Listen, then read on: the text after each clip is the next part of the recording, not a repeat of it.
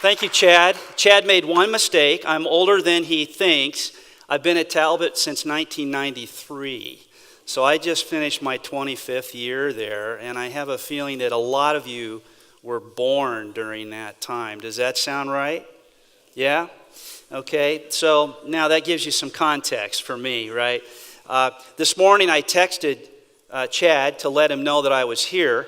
And I put in there, I think I said, I'm here at the chapel now, Chad, and a flag popped up. You know how you get these different emojis or whatever that come up so that you can do shortcut things, right? And a flag popped up. Do you know what that was? That was the flag for the country of Chad. So,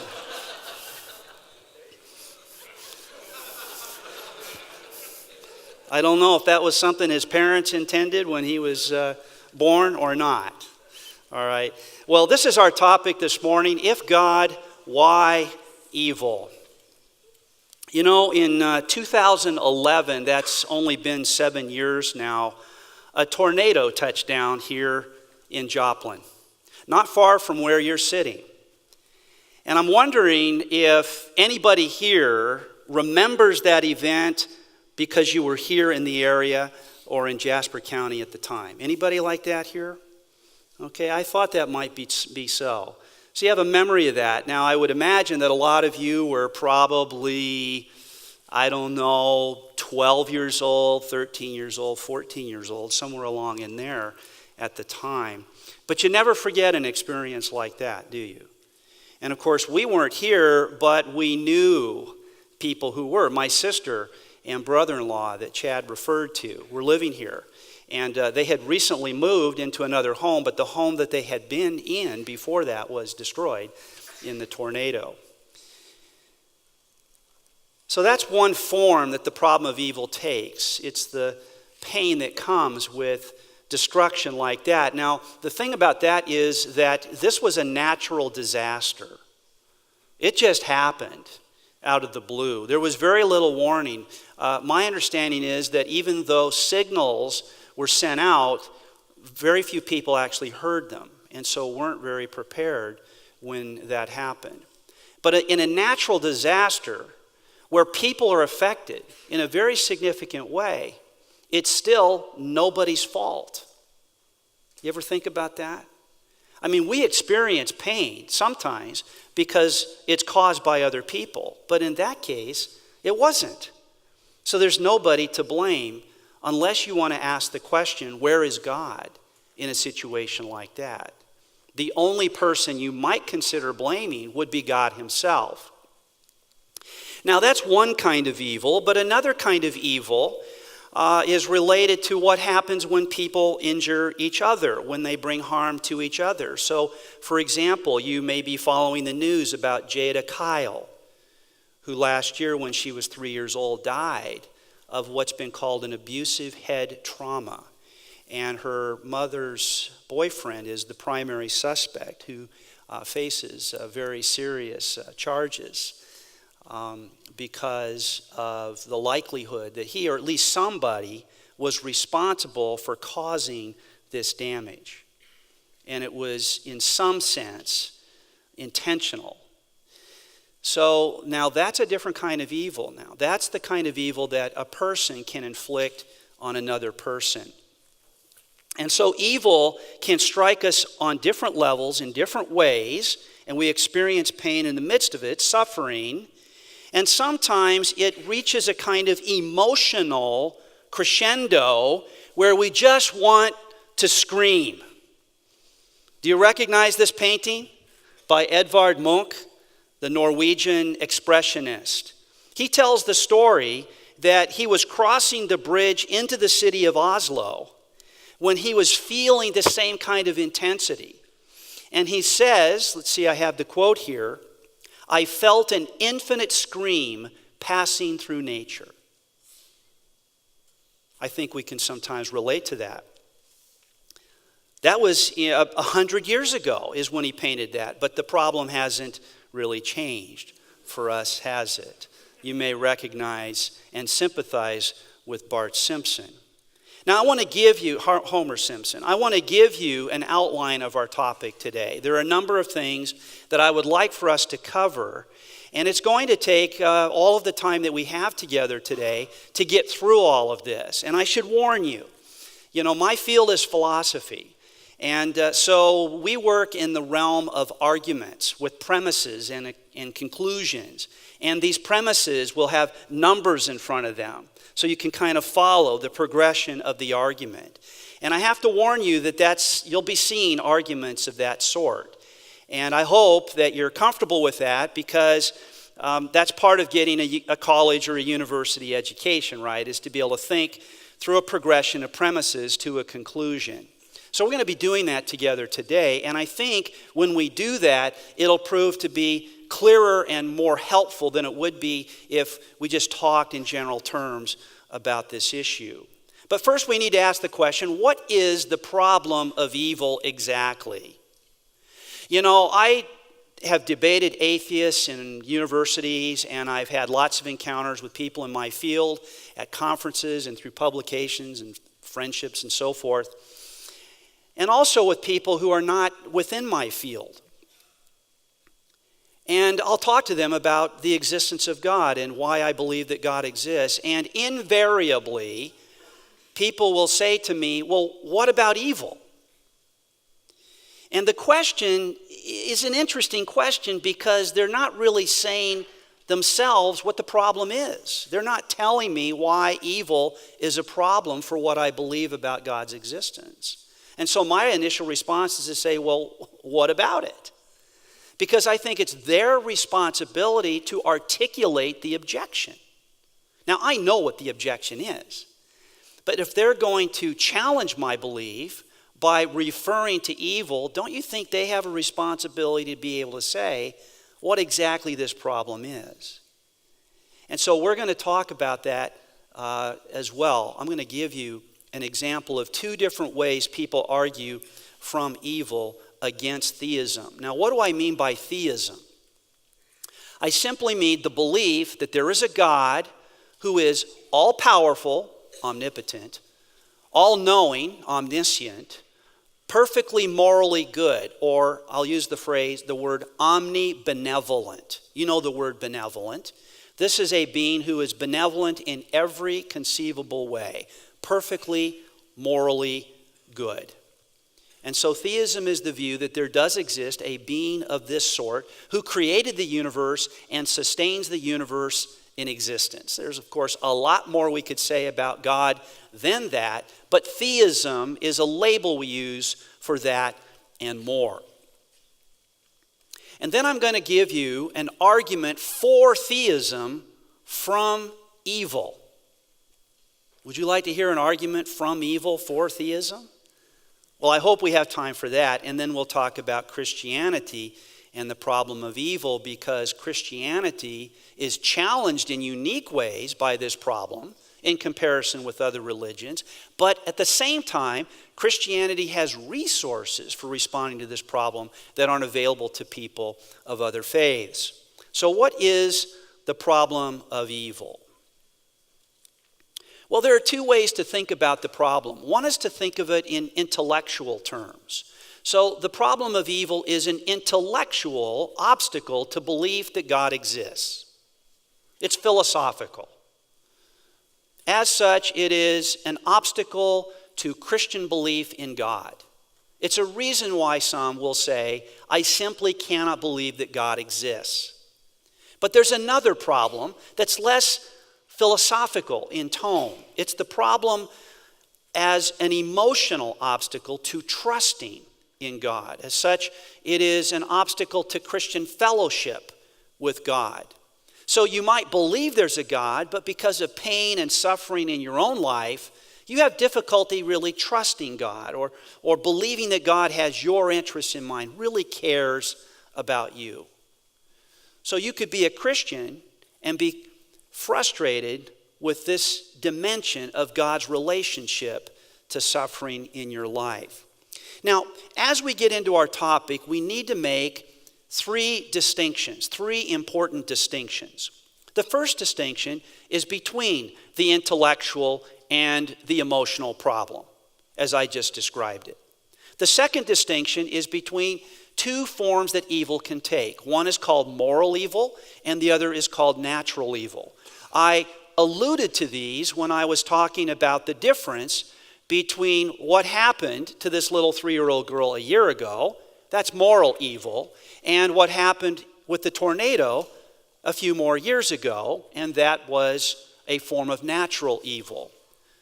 Then we'll make a distinction between the logical argument from evil against the existence of God, and on the other hand, what's called the evidential argument against the existence of God, also from evil. So there are two forms of philosophical argument. So first, the intellectual problem and the emotional problem. What is that difference?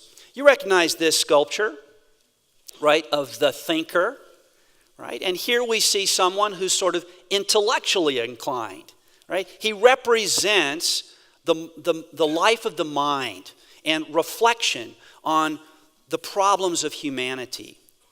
But I came across a statue that I'd not seen before. I haven't been to New York City since 2011, or 9/11. But here is the statue. It's called the Kneeling Fireman, and it's the 9/11 memorial statue that's in front of where the Twin Towers were. And I let this represent the emotional problem. You see the difference between the kneeling fireman on the one hand and the thinker on the other? They represent different responses to what goes on in our world. Now, when it comes to the emotional problem, we don't need a philosophical argument. We don't need a logical presentation. If you go to someone who is struggling with emotional pain or the immediacy of loss in their lives, the last thing you want to do is give them an argument that God is just, right? What you need to do is provide emotional support and spiritual support. A person in that situation needs the touch of a pastor or a counselor, someone tender-hearted when it comes to things like that. And I'm not playing that role for you this morning. That's not my job today. On a different occasion, I might share with you what I believe are some of the spiritual benefits of the suffering that we experience. But today we're talking about the philosophical problem. So I want you to understand that as we get into this and understand that it's the other problem, the intellectual problem, that we're discussing. Now then, there's a distinction between moral evil and natural evil. Again, I've noted this distinction. This distinction has been famously alluded to in poetry. Alfred Lord Tennyson, for example, in his very long but probably his most famous poem, In Memoriam, written in 1850, says this: "Who trusted God was love indeed, and love creation's final law. Though nature read in truth and claw, with ravine shrieked against his creed." Now that's the key phrase there. Nature read in tooth and claw. Nature read in tooth and claw refers to the kind of evil that goes on in the world of animals, where there's predation, where one animal is a predator and another animal suffers the pain of predation. You've probably seen this on Animal Planet, for example. That's a form of natural evil. But another form of evil, of course, is moral evil. And Robert Burns, another poet, in the poem Man Was Made to Mourn, it's a dirge poem, has said this. This is stanza 7 of that poem. Many and sharp the numerous ills inwoven with our frame, more pointed still we make ourselves regret, remorse, and shame. And man, whose heaven erected face the smiles of love adorn, man's inhumanity to man makes countless thousands mourn. Here the key phrase is man's inhumanity to man. It's what we do to each other. It's almost like predatory behavior in the natural world. But you know, sometimes we don't really make a distinction between natural evil and moral evil. Sometimes we're just feeling pain. The existential angst. Oftentimes this is in the realm of relationships. It could be relationships with parents. It could be relationships with old friends. It could be with neighbors. It could be with people you work with or with your boss. It could be with people that you room with at college, right? Relationships are a cauldron sometimes of swirling emotion that can often lead to pain.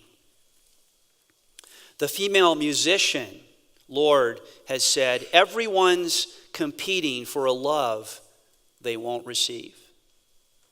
That's not a very optimistic view of the world, is it? But there's something realistic about it that we can relate to. So our chief concern today is with evil as an intellectual obstacle to Christian belief in God. And that reminds us of the distinction between the logical argument from evil and the evidential argument from evil, both of which need our attention. So let's look first at two forms of the argument, beginning with the logical argument from evil. And let's see if we can understand the basic claim of this argument, get kind of the overall big picture view. And then we'll look at its detailed formulation, what it looks like when you just cut all the premises out of the rhetoric and nail down the argument in its pure skeletal form. Our objective is to find a response to this argument, and in the end, I think we will be able to identify what I call the Achilles heel, the most vulnerable point of this argument. And we can actually solve this particular problem of evil. I think we can actually answer this argument. So here is a preliminary formulation of the argument. It has two premises and a conclusion. Really, it's a very simple argument. Nothing complex here. Look at the first premise. If God exists, then evil does not exist. Second premise, but evil does exist. Therefore what? Therefore, God does not exist. Now, this argument is valid, which is not to say that it's true. Sometimes we use the word valid when we mean true. That's not what we're talking about here. Arguments are valid if the conclusion follows from the premises, whether the premises are true or false. So the premises may not be true, or they may be true, but if the conclusion follows logically, as a matter of logical necessity from those premises, then the argument is valid. And we have to concede that this argument is valid. So we can't object to the argument by saying, well, that conclusion just doesn't follow from the premises. It does. So if we disagree with this argument or with this conclusion, we have to find some other problem with the argument. And that problem is going to have to be with one or both of the premises. We have to ask the question, are these premises true? And why should we think that they're true? Well, again, the first question is a conditional claim. If God exists, then evil does not exist. That's got what's called in logic an antecedent in the conditional and a consequent in the conditional. All right, so the antecedent comes first, it's before, and the consequent comes after in the statement. All right, now, in an argument of that sort, if you can deny the consequent, then you have to deny the antecedent. So here we have, as the consequent, evil does not exist. But the second premise denies that. And so because of that, you can deny the antecedent, which is that God exists. So if God exists, then evil does not, but evil does, therefore God does not. It's pretty straightforward. Now, why should we think something like this? The main reason is that God is supposed to be a being of great power, or he's supposed to be omnipotent, and he's supposed to be perfectly morally good. Again, to use the word omnibenevolent. These are supposed to be true about God. So we have two things that are supposed to be true about God, and we have the fact of evil in the world. And it seems to many that these are logically incompatible claims. That God is omnipotent, that God is omnibenevolent, and that there's evil in the world. These are logically incompatible claims. When we have three logically incompatible claims, philosophers sometimes call that an inconsistent triad. right? So you have evil and then two things about God's nature. Now, what's interesting about an inconsistent triad is that you could deny any one of these three and you're good, you're okay, you're good to go. If you deny that evil exists, then you could say, okay, well then maybe there is a God who is omnibenevolent and omnipotent. No problem. Or you could say, maybe evil is a reality and there is a being who is omnipotent, but he's just not that good. So if he wanted to prevent evil, he could, but because he's not omnibenevolent, he chooses not to sometimes because he doesn't really care that much. You see how you could get consistency that way.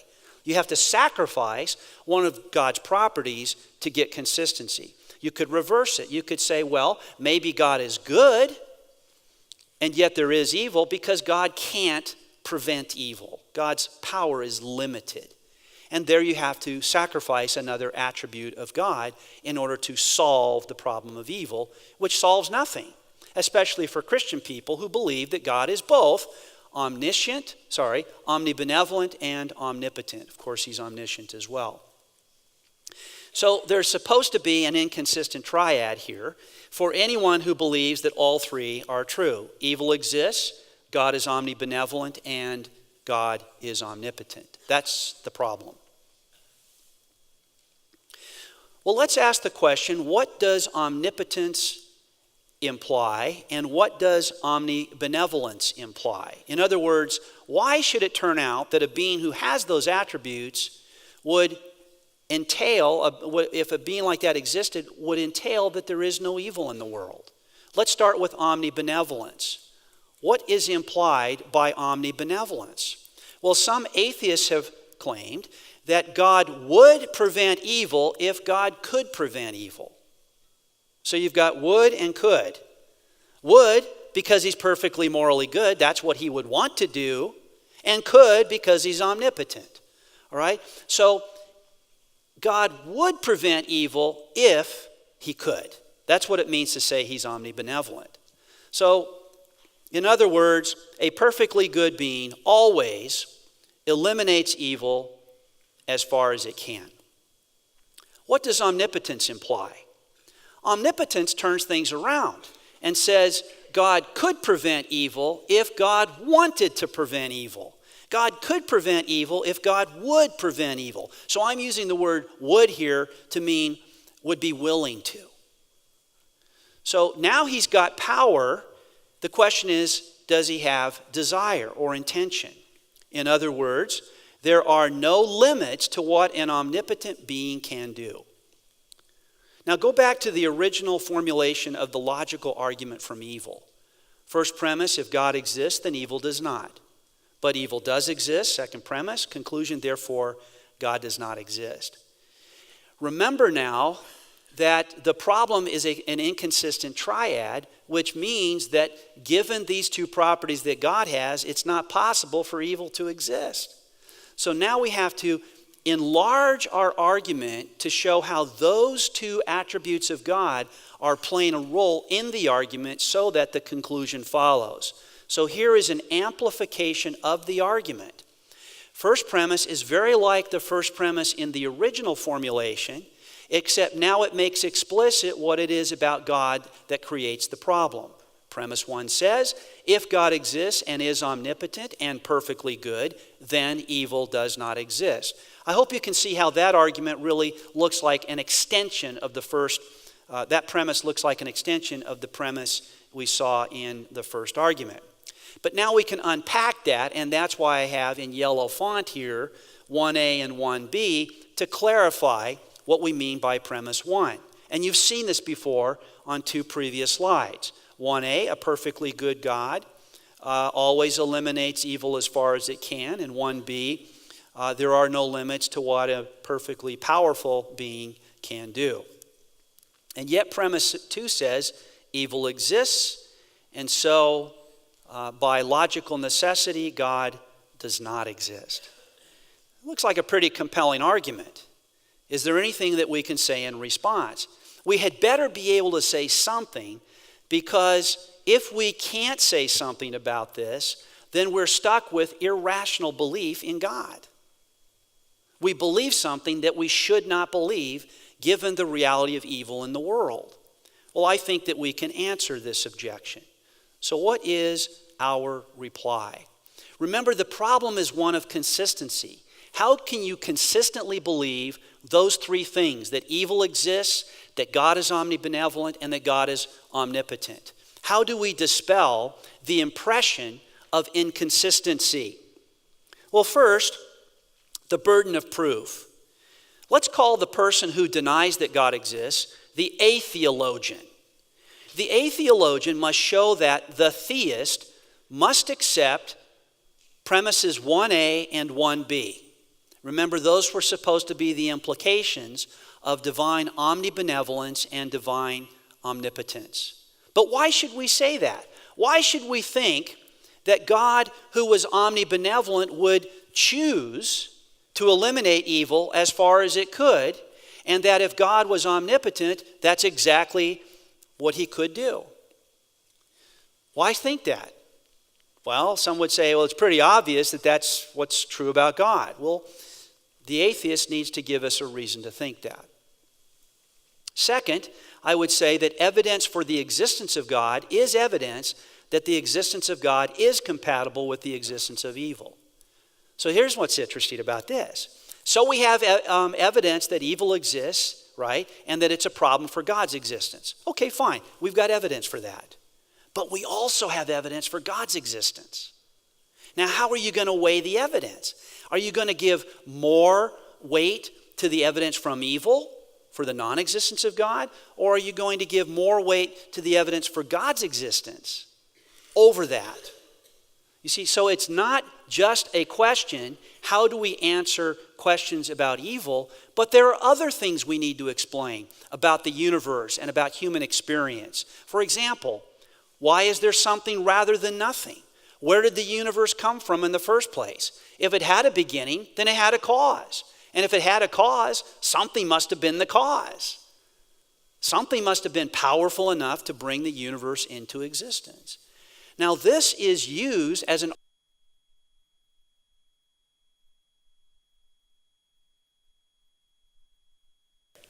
Okay, good. Oh, we're back. Pause there for station identification break, I guess. All right, so there's evidence on the other side. That's the point I'm making. So if there is good reason to believe that God does exist, then there's good reason to think that God's existence is actually compatible with there being evil in the world. But we can do better than that even. The existence of God is demonstrably compatible with the existence of evil. We can actually show that God's existence is compatible with the reality of evil. Would you like to see how that's done? This is where you're supposed to say, yeah, please go ahead, right? I think you've got teachers that are listening, so they're probably saying, okay, that's an A, oh, that's a B minus. Let's see if we can demonstrate the logical compatibility of God and evil. Well, first of all, let's reply to 1A, right? That one principle, that one premise in our argument, 1A, which says that a perfectly good being always eliminates evil as far as it can. Well, what if this? What if God has a morally sufficient reason for permitting all the evils there are? That's a logical possibility. We may not know what his reasons are, but he might have reasons that justify his permission. It might seem really unlikely that God has good enough reasons to allow the evils that we experience. But unlikely doesn't mean impossible. So it's possible that God does have morally sufficient reasons for permitting all the evils and all the suffering and all the pain that we experience. Now remember, this isn't a sermon designed to comfort the afflicted. We're just dealing with logical arguments here and responding to critics. And this is a very good response. They assume that it's logically impossible for God to have a morally sufficient reason for permitting all these evils. But they don't have a good argument for that. Why? Because it is logically possible. Now, what do I mean by a morally sufficient reason for permitting evil? What I mean is there would be a reason why God would be willing to permit evil that would still be consistent with his moral purposes in the world. It would have no bearing on his moral goodness. He could still be morally good, but because of the moral sufficiency of his reasons for permitting it, he allows it. All right? Now, we may not know what those reasons are. And maybe there is no God, and maybe there are no such reasons. This merely claims that it is logically possible that God has such reasons. And that's all you need for an argument that says these claims are logically incompatible. You see, if the claim is that those three aspects of our belief, that evil exists, that God is omnibenevolent, and that God is omnipotent, if the claim is that those are logically incompatible, we've just shown that they are logically compatible. Right? We're not showing that God has morally sufficient reasons. We're showing that he could. And because he could, the argument dissipates. Now, what about the other claim, the one about God's omnipotence? Remember 1b, there are no limits to what an omnipotent being can do. Well, what if God could not create free creatures who never sin? That's logically possible too. You see, if God chooses to create free creatures like ourselves, then he may give us a measure of responsibility for what goes on in the world. And he respects our freedom by allowing us to make wrong choices as well as good choices. And it wouldn't be very meaningful to say that we're free if we could never make a wrong choice. And so man's inhumanity to man may be a consequence of the abuse of human freedom. But the human freedom that is abused is itself a good that God created. And it's logically possible that even an omnipotent being, quote unquote, could not prevent free creatures from doing the wrong thing unless he wanted to violate their freedom. And that would be a bad thing. That would be a bad thing because it wouldn't be consistent with God's value of human freedom. Now you could say, well, why create free creatures? Because it is good to have creatures in the world who are capable of exercising freedom, powers of self-determination, choices that can be for great things, great goods, even though at risk of allowing for the possibility of bad choices. So in other words, for all we know, an omnipotent God is not able to create a world of significantly free creatures who do no evil. And second, an omnibenevolent God has a morally sufficient reason, maybe known only to himself, for permitting even the most horrendous evils that occur. Now notice I say this, for all we know. Notice I don't say we actually do know. Here all I'm claiming is that this is true for all we know. And as long as that's the case, then the logical argument from evil is defeated. So what is the Achilles heel of the logical argument from evil? Well, its supposed strength is its greatest weakness. What is its supposed strength? Its logical form. This argument is supposed to give the atheist the strongest possible argument that God does not exist. It's an argument that is supposed to demonstrate that it's inconsistent logically to believe that God exists and that evil exists. In other words, the reality of evil entails that God does not exist. That's as good as it gets for an atheist. And we just looked at an argument and a response that shows that it doesn't get as good as that. This is not really a very good argument from evil against the existence of God. But the atheist has an alternative. The atheist has a fallback position in an argument we call the evidential argument from evil. So now we turn to the second argument from evil against the existence of God. And here we need to make some other points along the way.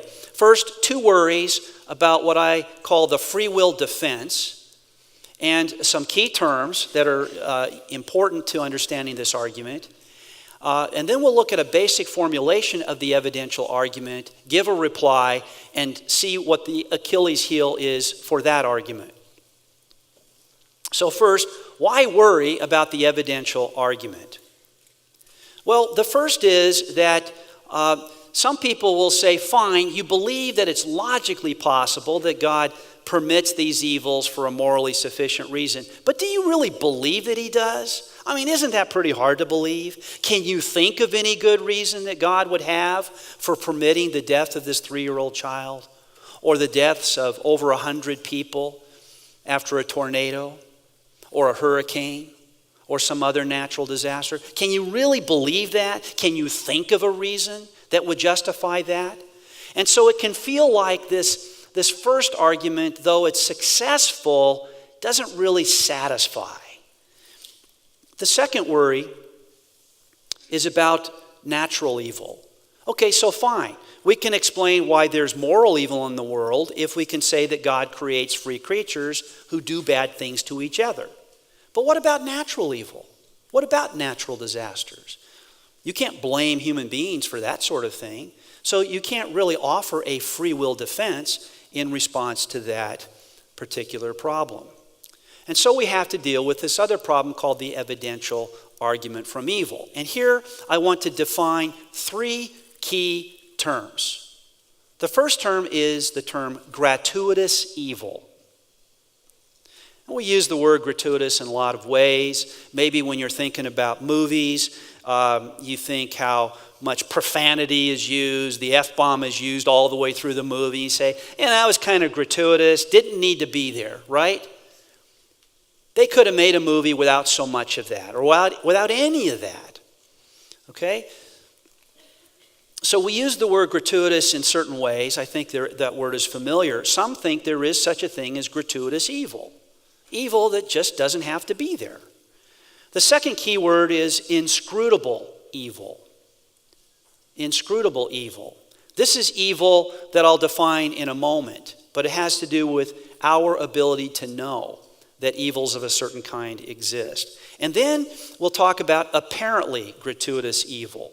So what is gratuitous evil exactly? Evil is gratuitous if there is no morally sufficient reason that God could have for permitting that evil. That would make the evil gratuitous. If there was some evil that occurred, some instance of pain or suffering, that was so bad that even God could not have any morally justifying reason for permitting it, that would make it gratuitous. That would be like a movie where it doesn't have to happen for God's purposes to be realized. That's gratuitous evil. What is inscrutable evil? This one you have to look at really closely to appreciate what's going on here. Inscrutable evil is evil such that if God exists, and God does have a morally sufficient reason for permitting all the evils that there are, we simply do not know what that reason is or could be. It's inscrutable. Right? Some people try to unscrew the inscrutable. They try to understand what you really can't deep down understand. And there are many mysteries in the world, mysteries in science, mysteries in theology, mysteries about human nature and psychology and sociology. There's a lot we don't know. There's a lot that's inscrutable. Well, inscrutable evil is evil such that even if God does exist, even if God has a morally sufficient reason for permitting it, we simply don't know what that reason is. Right? What is apparently gratuitous evil? Apparently gratuitous evil is evil that seems gratuitous on the grounds that it is inscrutable. Okay, so you've got gratuitous built in, right? So that borrows from the definition of gratuitous evil. And you've got inscrutability built in, and that's why we call it apparently inscrutable, apparently gratuitous. So it seems to us, given its inscrutability, that there is no morally sufficient reason that God could have for permitting it. Right? So we have these 3 terms: gratuitous evil, inscrutable evil, and apparently gratuitous evil. With that in mind, we can formulate the argument. And here it is in its basic form. Premise number one, if God exists, then gratuitous evil does not exist. Now this is like premise number one in the first argument, except now we've added the word gratuitous, right? Then premise number two says, but gratuitous evil does not exist, probably. Now we have to say probably because we don't know for sure that there is gratuitous evil, but it seems to us there is because of inscrutability. And therefore, probably God does not exist. Now, God might exist even if there is apparently gratuitous evil, but it's unlikely, is the way this argument goes. Now, here's the crucial question. This is absolutely the crucial question for anyone who uses this argument. Why think that there is gratuitous evil in the world? Why think that? And I would say that the only evidence that we have for the existence of genuinely gratuitous evil is the inscrutability of some evils. In other words, there are some evils, the most horrendous, the most horrific evils that actually occur that just seem beyond our comprehension. We could not think of a reason God could have that would justify his permission. That's our evidence that some evils are genuinely gratuitous. Now here's a reply. Does gratuitous evil exist? Well, again, we place the burden of proof on the atheist. The theologian needs to give us a compelling reason to think that what seems gratuitous really is gratuitous. Very hard to do. Second, shouldn't we be, if this is all we have, if this argument is all we have, and we have no evidence for the existence of God, no other evidence against the existence of God, shouldn't we rather be agnostic about that second proposition rather than confident that it's true? What was that second proposition? That second proposition is that probably gratuitous evil exists. But what makes that probable? See, there's nothing that makes that probable. What makes it seem probable is that we don't know what the reason could be. Well, if that's the case, then we should simply withhold judgment. We should say, gosh, it seems to me like there's gratuitous evil in the world, but I don't know if there is or not. Now we're agnostic. What happens to the argument then? It drains, this consideration drains the argument of all of its force. It's no longer a powerful argument. Now we have evidence that proposition number 2 is false. That it's false that there's gratuitous evil in the world. And the evidence that we have for that is evidence for the existence and power and goodness of God. What's the Achilles heel, then, of this argument? The Achilles heel is that the only thing that we really have to go on in believing that there's gratuitous evil in the world is inconclusive. It's the inscrutability of evil. So rather than being confident that God does not exist, or even that it's likely that God does not exist, we should withhold judgment and say, gosh, I don't know whether there's a God or not. I mean, after all, there are evils in the world and I don't know what to make of them. That doesn't give you a very good argument against the existence of God. So those are two arguments against the existence of God, against theism. Let me give you an argument for the existence of God that starts from evil as well. And here's the argument. First premise, evil exists and is a departure from the way things ought to be. So this is a definition of evil, if you like. It's a way of characterizing evil. And I find that very few people disagree with this premise, that evil is a departure from the way things ought to be. So when somebody suffers, you say, it shouldn't be that way. When we talk about tragedy, we realize that's a departure from how things ought to be. Second premise, well, if evil is a departure from the way things ought to be, then there is a way things ought to be. I mean, if evil is a departure from that and there is evil, then there has to be a way things ought to be. So third premise says, if there is a way things ought to be, then there is a design plan for things. Or there would be no reason to think that that's how they ought to be. Well, the fourth premise says, if there is a design plan for things about how they ought to be, then there is a designer. No design without designer. No apparent intention deep down for how things ought to be without an intender. And this designer, conclusion, statement number 5, we call God. Very simple argument for God's existence from evil. So if somebody says, what about evil? You believe in God, really? What about evil? What about pain? What about suffering? First thing you have to ask is, well, what about it? What's the argument? And then you're ready for them, right? You already know what the argument can look like. And sometimes I found that they don't quite know how to state the argument. They're kind of stumbling along and say, well, maybe this is what you have in mind. Is this the argument? And I give them the logical arguments. Yeah, that's it. That's the argument. So what do you say about that?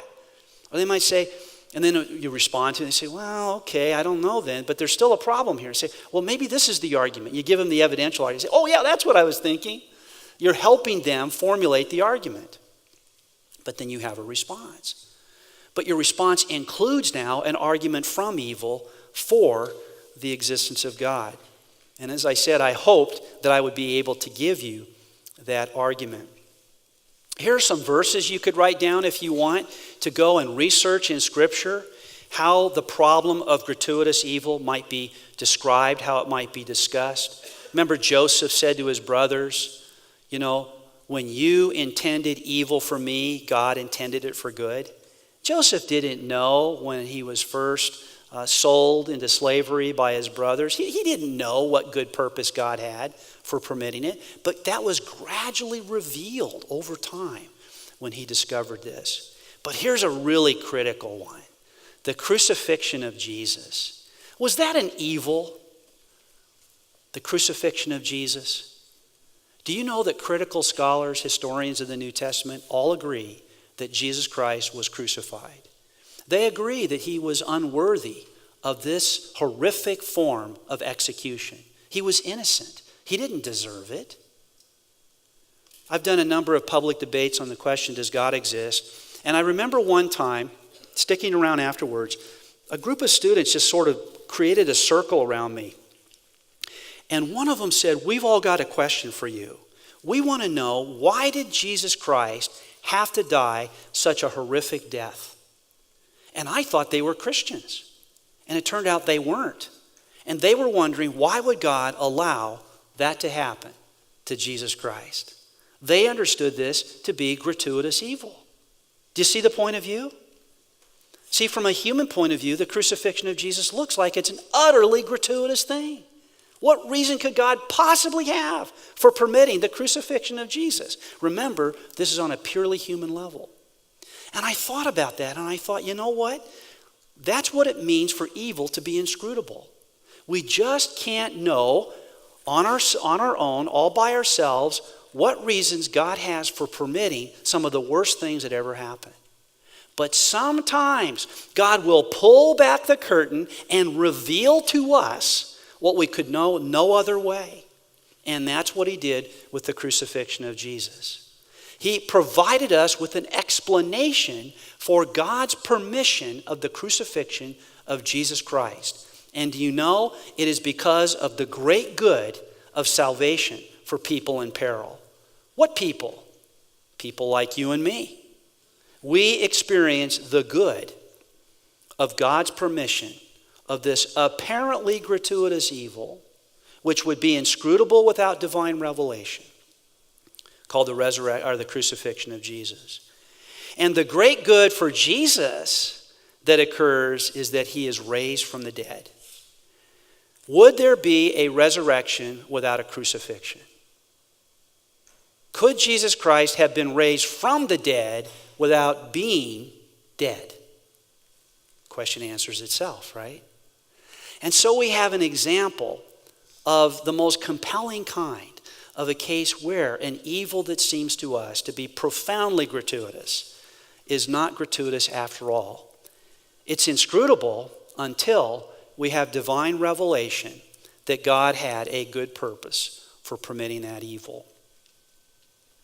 I want to give you just 4 points of summary for what we've talked about so far. I went too far. The logical argument from evil is defeated. The evidential argument from evil is defeated. Evil is actually evidence for the existence of God, and Christianity offers a uniquely hopeful perspective on evil. I'm going to tell you a real quick story, and then Chad's going to come back up here. I was in Sweden giving a series of lectures a number of years ago, and I was lecturing on the problem of evil at the University of Lund. And there was a Q&A discussion, much like we'll have over after lunch here today, in the audience. And so people got to ask their questions. And one gentleman stood up and he said something I've heard many times since. He said, "You know, sir, if I was God, I would not permit all the evils there are. I simply wouldn't do it. If I was God, I would have made things different." And I said, "You know what? I believe you, and I agree that's probably true if you had God's power. If you had God's power, you would probably do things differently. But tell me, what would you do if you had God's knowledge?" And you can't answer that question unless you do. You see, you can't say what you would do if you were omniscient because you're not omniscient. That's a pretty significant limitation. If you want to see what it looks like when a person exercises divine power without divine knowledge, just go watch the movie Bruce Almighty, and you'll see the point. Thank you.